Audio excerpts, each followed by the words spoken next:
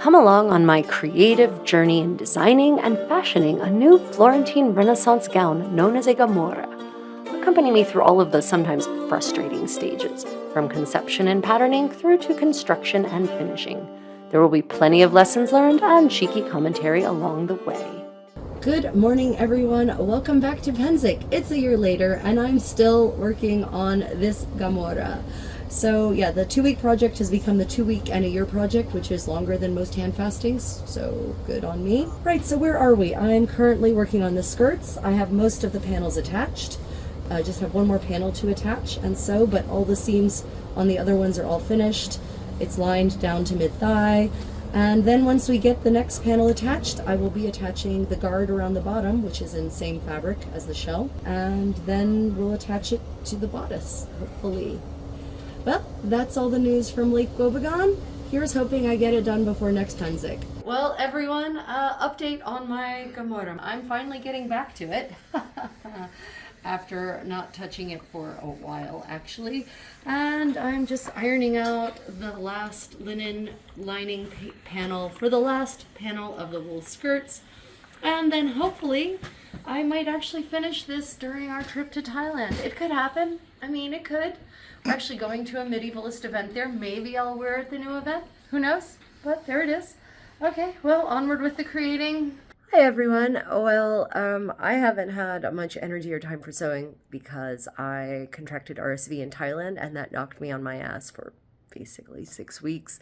And then over Thanksgiving, I caught the flu epidemic that's going around here, and that has left me with a pretty nasty cough and pretty much no energy. But I'm tired of being unproductive and uncreative on a sartorial sense. So I've finally gotten back to the gamurra. So let me show you where we are. I am to the second to last seam in the skirts. I've pinned it together or sewn it together, and now I'm finishing up the seams by turning them, and then I will do a whip stitch to hold those turns in place. So hopefully I might have this done in time for 12th night. Who knows? I'm actually using a blind stitch here because I want the thread to be as minimally exposed to the effects of the outside world as possible. Outside world is mostly me, by the way. These stitches will last a lot longer, especially in my, well, high impact lifestyle. A blind stitch is a slightly fussier way of doing that, but it's an effective way. Certainly more effective than a whip stitch.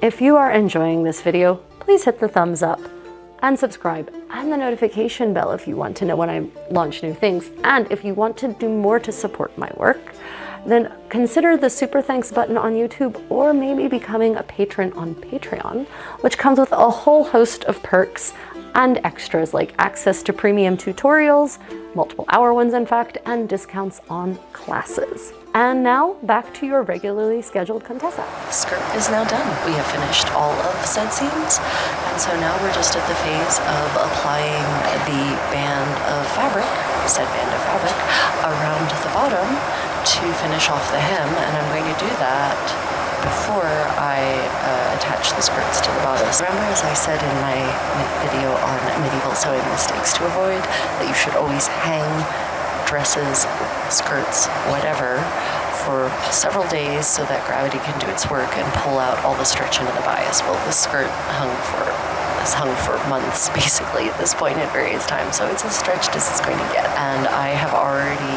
evened out the bottom, and so now we can move on to applying this band. And I will be applying it so that when it folds, this is actually what will be taking the brunt of the damage by dragging on the ground, not the shell fabric, just the way it is in Osanna's gamurra. So, onward. So there were two ways that I could have gone about this. I could have folded the hem of the skirts and basted it and then attached the facing. But I'm under quite a time crunch at this point, and I'm not certain that would actually add any value or reduce the complexity of the process. In fact, it would probably just make it unnecessarily complex. So I'm yielding to my inner pig dog, innere Schweinehund for my German speakers out there. And I'm just going to fold these together at the same time and pin them as I work along the hem. It actually ends up being pretty easy to use my fingers to manipulate the edges of both the facing and the skirt hem itself and just sort of fold them against each other. In doing so, I'm making certain that the facing is about, let's say, 3 or 4 millimeters longer than the hem. So that means that the facing will actually be the thing dragging along the ground. The fold of the facing will be dragging on the ground, and the fold of the shell fabric of the skirt will not. Rather than having a super long hem with 1,000 sharp evil pins in it, I pin a section and then I stab stitch a section. And I'm using the stab stitch here because it is a very secure stitch and it will look very nice here around the hem. I know no one should really be looking at my hem, but I'll know it looks nice. I go directly from pinning to stitching rather than putting in a basting stitch, and that's because I'm on a time crunch and maybe I should have put in a basting stitch, but I'll be honest, it still turned out really well. I'm not certain putting in a basting stitch would have changed the outcome in any way other than adding more time. And I'm definitely using double thread here because, yeah, this is the part of the garment that's really going to take the most beating for my high impact dancing and walking lifestyle. Stab stitches are highly attested in the archaeological record across most of the Middle Ages. It's a pretty basic stitch, but it is an effective one. While I stitch, let's chat a little bit more about luxury. This gamurra that I am making is a rather modest garment, intended primarily for daily wear. Florentine sumptuary laws stipulated that men and women attire themselves in proper Republican modesty. Unlike other polities in Europe, where such laws were a last-ditch effort to maintain an artificial boundary between the nobility and the upstart merchant class, who were rapidly becoming wealthier than their so-called noble betters, Florentine laws restricting sumptuous fashions were intended to maintain the Republican ideals of middle-class simplicity. Interestingly, though, such strictures were tossed out the window on holy feast days, during weddings, and during other official public festivals such as balls honoring foreign VIPs. Modesty was all fine and well, but not when people are actually looking, I suppose. Once the hem has been stab stitched to submission, it's time to turn the top part of the facing. Now, I'm using my fingers here like a sort of brace or iron to smooth out both the facing and the skirt so that there's no bubbling, so that everything is evenly pinned in place. Again, because I don't feel like carrying around a forest of sharp, deadly pins, I pin a section and then I whip stitch that section into place. And yes, ideally I would blind stitch this whole thing, but I'm really running out of time, so I have devolved to a whip stitch. As with many things, as when you try something new and you finish it, you learn efficiencies and better ways to go about it. And maybe if I'd really taken the time to seriously ponder and intellectualize the process of applying the facing to the hem, I would have just come to this conclusion, but I'm kind of in a rush to get this done because I really not only want this gown in time for this event that starts today, but I need it because temperatures are going to be unseasonably cold with highs in the 40s instead of the 60s like it usually is. So what I learned is that, or what I've decided is that the problem with the facing on the hem is trying to keep this little fold over bit even, right? And by the end of it, I had some parts that were a little shorter and a little longer than others. And that's because I just eyeballed it, folded it in and eyeballed it. I folded it in and I eyeballed it. So what I've realized is what I need to do is actually I can mark, I can mark like 1/2 inch in on both the hemline of the skirt and the hemline of the facing. So just make a chalked mark on both of them, and then that's the line on which I fold. And then it'll be even all the way around instead of just eyeballing the way I did. Now, I will say that for eyeballing it, it actually turned out pretty well. I'm happy with how it turned out. You know, I'm just being persnickety. And for those who care about precision, this is how you could achieve this facing and it be 100% precise and exact, all the folds exactly the same amount in exactly the same place. So the facing of the hem, and now what I'm going to do is just trim the excess. And because this wool is a wool, and B, because it's so bulky, there's 2 ways I could make the ends meet, so to say. And one of them is by folding it and then having these seam allowance on the inside and whip stitching it. But this is so thick, that it's going to be kind of bulky if I do that. And so I think I've decided, and we'll see if I regret this decision, I'm just going to trim it so that they butt up flush, and then I'm going to whip stitch that because it is wool, and this particular weave does not ravel really at all. And so I think I can get away with just a nice fine whip stitch, and that will make a nice clean flat edge that will not add extra bulk to that particular area of the skirt where there's already bulk from the seam. So that's what we're going with for now. And I was thinking about this, maybe next time I might put the place that the edges of the facing meet not right on the seam so that there's not that double layer of bulk of the seam of the skirt plus the seam of the facing, but I'm not certain it would really make much of a difference. A couple of things to note about this crappy seam. One, it was done in a super duper hurry in order to be able to wear this dress within the next 5 minutes. Two, this is actually what it looks like after wearing it over several days, so it's actually holding up pretty well. But yes, now that I'm scrutinizing it this closely, I'm definitely going to redo this. It needs to be neater than that. Yes, if anyone is looking at my hems this closely, I should probably kick them, but I'll know. I'll know.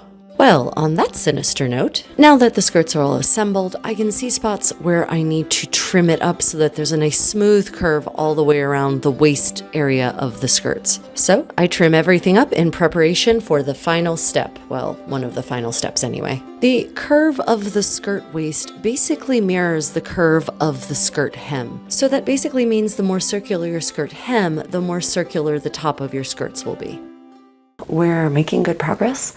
We are at the phase where I've had to decide what to do with the skirts and how to attach them, and I've decided that the best way is to trim the excess lining, the blue linen, from the top and then just fold down the waistline of the skirt because I don't want all that extra bulk from 2 layers of linen plus 2 layers of wool when I fold the waistline of the skirt down. And then I decided we're going to box pleat it onto the bodice because this wool is relatively thick. It's not as thick as some wools, but it is relatively thick. It has body. And I did consider cartridge pleating, but I think cartridge pleating will result in just something that's too bulky for the look that we're going for on this. Because if you look at the gamurra, when you can see the waistline, there isn't a big bulk of fabric there. So I think we're going to go with box pleating, which you do see in some of the gamurra when you can actually see the waist. Ladies and gentlemen, I've had a sad discovery. Apparently, I completely missed filming some of the stages of this dress. So we're going to do a little bit of retroactive recreation of the creative process of finishing up this gamurra. Now we're focusing on the skirts currently and how we finished the skirts. So what I did to prepare them for pleating is I whip stitched the shell down around the linen lining as shown in this picture.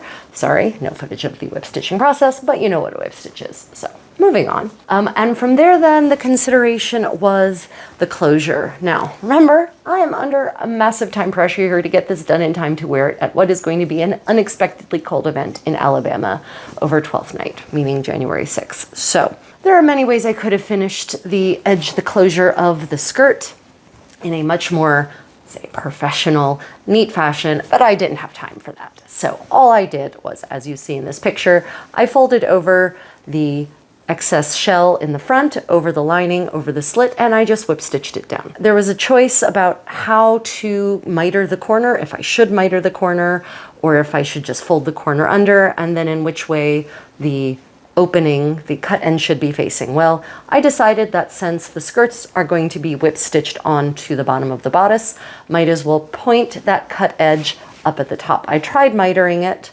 meaning folding it in a specific way to create a mitered effect, but that actually made it a little too bulky. So I just went with this option instead. As a note, I now regret the very big whip stitches that I used.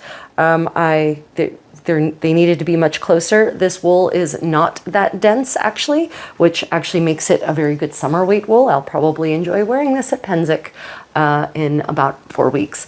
But what that means is that a lot of the whip stitches are actually pulling through the wool and in any place where there's any kind of weight of the skirts pulling down on it. So I'm probably going to have to go through and re-whip stitch some of this with tighter, closer stitches. But as I said, I was under a severe time hack just to get it wearable, basically. And now that I'm making this project vlog is the first time I'm actually looking at this again and considering things that I really need to do differently. So probably stay tuned for a part 6 or 7 vlog in which I just discuss the things I'll do differently next time. Okay, well, moving on. On our next exciting episode, we will be finishing up the bodice. We're going to walk it back a bit. I'm going to show you how to attach these lacing rings, how spiral lacing works, and how exactly I finished the bodice. And finally, we will attach the skirts to the bodice, attach the sleeves to the bodice, and put this dress on at long last. Stay tuned for the excitement. Well, this has been quite a learning process for me. What are some of your project lessons learned? Let me know in the comments below. Until next time, may your endeavors be creative and stay tuned for your moment of feline felicity. Meow meow. Meow meow. Meow meow. Meow meow. Meow. Meow. Psst, psst, psst. Kitty kitty. Kitty kitty. Meow meow. Meow. Meow.